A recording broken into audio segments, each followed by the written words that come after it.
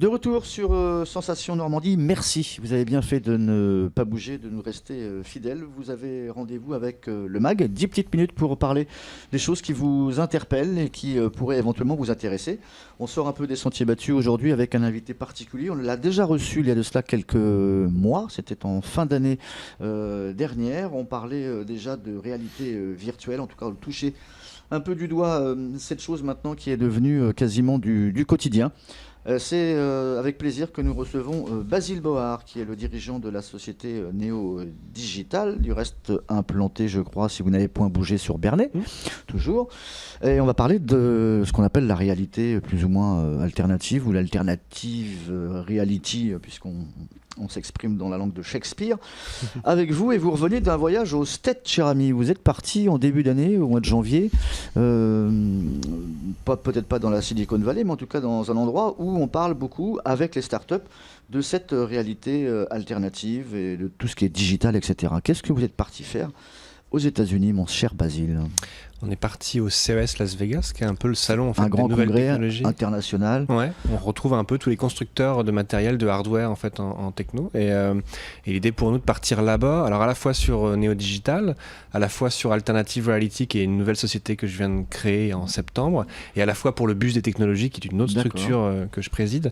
On est allé en fait sourcer les technologies, voir un peu les évolutions, les tester, rencontrer les constructeurs, les utilisateurs, et puis l'idée de nous faire notre propre idée, notre propre vision en fait du monde technologique et du monde de demain de manière générale. Sans vouloir se lancer des fleurs, est-ce qu'on peut dire qu'on a été chercher un peu des clients ou on est encore un peu jeune? On est venu à la fois chercher de nouveaux prospects, de nouveaux clients, à la fois entretenir certaines relations internationales qu'on peut avoir aujourd'hui et effectivement faire du sourcing. Il y a beaucoup de choses qui changent, je sais pas, mais en tout cas qui évoluent et l'idée d'être présent là-bas en fait c'était vraiment pour mieux comprendre en fait ce qui se passe. Alors pour faire un peu le raccourci, on va essayer de parler aux enfants qui ont entre 10 et on va dire 16 ans.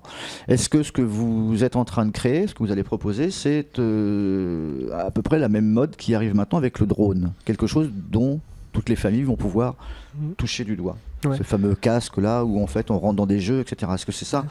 Tu as une première partie effectivement qui est le drone en fait, donc l'objet qui se déplace dans les airs, etc. Ou d'ailleurs le robot en tout cas qui même se déplace. Il y a plusieurs années on n'y pensait même pas. Maintenant quasiment tout le monde peut s'en acheter un. Ouais, clairement. Mais en fait, alors la réalité virtuelle, enfin en tout cas le moyen de visualisation, on peut avoir une lunette qui est connectée au drone, ce qui permet de voir en fait ce que visualise le drone. Nous, on va bien au-delà en fait, où on s'intéresse à tout ce qui va être effectivement réalité virtuelle. Donc là, c'est plutôt, je suis dans un univers complètement virtuel, je n'ai pas possibilité d'interagir avec le réel forcément. Je peux interagir avec le virtuel. C'est dans le domaine ludique ou pas du tout? Alors ça va être effectivement dans le domaine ludique. Aujourd'hui, le domaine du jeu vidéo en parle beaucoup, mais en fait, c'est pas tellement sur le jeu vidéo que ça va se positionner, ça va être beaucoup sur la partie entreprise, sur la partie industrielle, comment mieux visualiser par exemple des prototypes de voitures, mieux interagir avec tes équipes. Tu te retrouves finalement avec ton casque devant la voiture, la future voiture que tu vas sortir, et tu interagis comme ça avec un ingénieur qui est à Moscou, un ingénieur au Japon, etc. Et eux designent en simultané la voiture à l'échelle 1. D'accord, c'est un outil en fait qui va booster une certaine économie. Ouais. Dans quel domaine vous allez pouvoir trouver votre place? Alors par rapport à l'alternative, le positionnement d'alternative il est assez simple. On se positionne sur le domaine de l'entreprise de manière globale, dans 3 secteurs. La partie communication et marketing, comment tu vas enrichir l'expérience du client. Je vais évoluer dans un showroom virtuel pour voir les produits avant même qu'ils sortent, de les voir vraiment devant toi.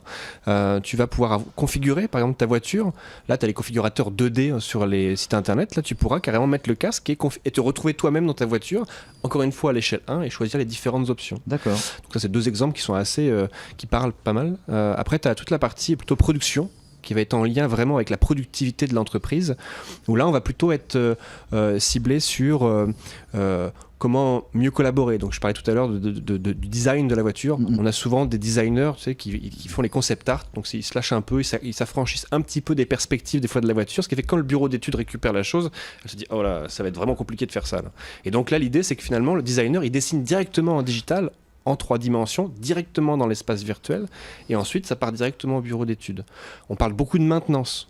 J'ai un opérateur qui vient faire la maintenance d'une machine. Au moyen de la réalité, là, cette fois augmentée ou mixte, on va venir superposer le process de maintenance directement sur la machine. C'est une question que je voulais te poser justement. Est-ce que ça peut servir à aller on le suppose, dans des endroits qui sont inaccessibles. Je pense notamment aux centrales nucléaires, pour deviner et pour savoir si éventuellement il pourrait y avoir un accident sur tel et tel réacteur. Tout à fait. En fait, sur des lieux comme ça qui sont il y a des forts risques, des risques importants, pardon. L'idée de la réalité virtuelle permet de mieux simuler. La défense. La défense aussi, militaire. bien évidemment. Ouais.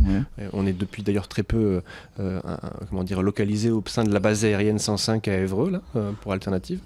Mais effectivement, en tout cas, sur la partie sensible, d'avoir des simulateurs 3D qui te permettent de tester au préalable certaines situations à risque, ça crée du sens.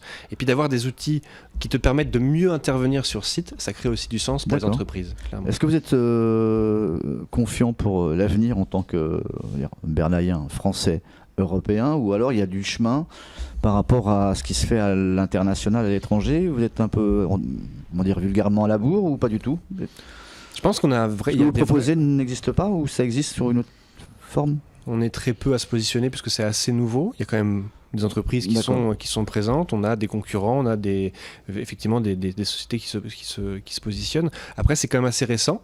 Clairement, donc ça va s'accentuer dans les prochaines années. Nous, on fait partie, je pense, des précurseurs.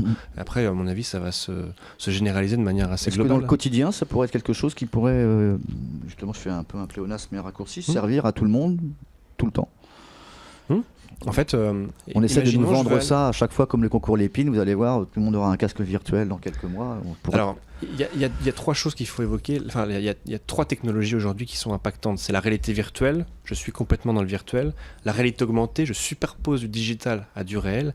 Et la réalité mixte, qui, comme son nom l'indique, mixe un petit peu les deux. Ce qui est important quand on voit ces trois technologies, c'est que finalement, elles vont fortement modifier notre espace de travail. Aujourd'hui, tu as l'écran. Ordinateur, c'est une partie de ton espace de travail. Aujourd'hui, demain, on imagine que ça va directement se passer sur les lunettes. D'accord. Clairement. Et c'est ça en fait le changement que ces technologies vont provoquer. C'est un changement complet en fait de notre façon de travailler et de vivre. Donc aujourd'hui, elles ont déjà un impact et dans le futur, ça va s'accentuer. On ne sait pas vraiment ce qui va se passer, mais on voit déjà un peu la direction dans laquelle on va. Est-ce que c'est déjà rentré dans les loisirs, sans vouloir le citer, du côté du Poitou? Des choses du futur. Est-ce que déjà on utilise ça pour le côté ludique? Imaginez qu'on est dans un parc de dinosaures ou qu'on voyage dans la Lune. En fait, si tu veux, tu fais allusion à un parc... dans le centre de la France. Voilà, c'est ça. Qui est pour le coup, pour nous, parce qu'on est allé l'année dernière, fortement en retard. Voilà, pour le coup. Et je vais compléter par rapport à ta question de savoir si effectivement on avait quelque chose à défendre, etc. Je pense que les Français, on a quelque chose à défendre.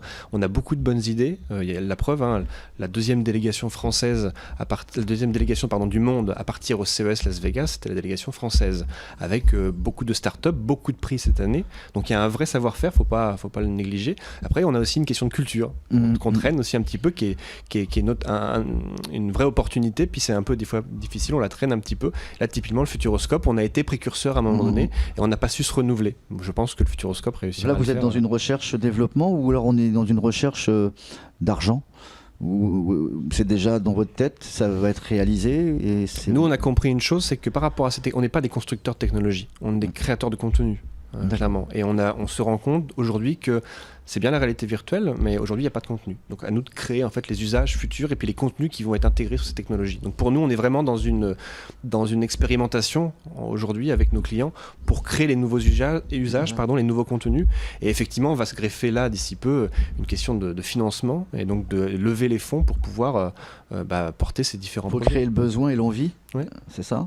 Donc ça vous fait du démarchage, il faut frapper à plein de portes, aller partout, dans chaque pays, etc. Et la France, elle vous regarde comment là actuellement? Pas le temps, pas d'argent, c'est pas le moment? La France a un fort potentiel de financement des startups aujourd'hui. Il y a beaucoup de fonds d'investissement qui s'intéressent aux startups, de fonds français, mais de fonds étrangers aussi. Il y a beaucoup de liquidités aux États-Unis et ils viennent investir en France sur des paniers de projets. Donc non, je pense que tous les indicateurs sont au vert. Tout le monde s'aperçoit que la France a un fort potentiel d'innovation. Et d'ailleurs, ça fait quelques années qu'on appuie sur cette partie innovation. Et entre autres, d'ailleurs, la Normandie est quand même plutôt bien placée par rapport à ça. Où est-ce qu'on vous retrouve, Basile, lorsque vous n'êtes pas par-delà Mont et Vaud? aux États-Unis, un coup à Moscou. Non, Un ben, coup à Bernay. on est toujours à Bernay, Néodigital, en Ouais. tout cas l'agence de production d'outils pédagogiques est toujours localisée à Bernay. On vient d'ouvrir une seconde agence qui s'appelle Alternative Reality à Évreux, au sein de la base aérienne. Et effectivement, on navigue avec la France, l'étranger, D'accord. puisqu'on a plusieurs clients internationaux. Un téléphone, un site internet, éventuellement, on peut vous trouver Site quelque part. internet, neodigital.fr pour Neodigital, alternativereality.com pour Alternative. Ok, merci Basile d'avoir accepté notre invitation. On se retrouve très très bientôt pour parler encore d'Alternative Reality, de réalité virtuelle, etc. et de votre belle passion. À très vite. Au revoir.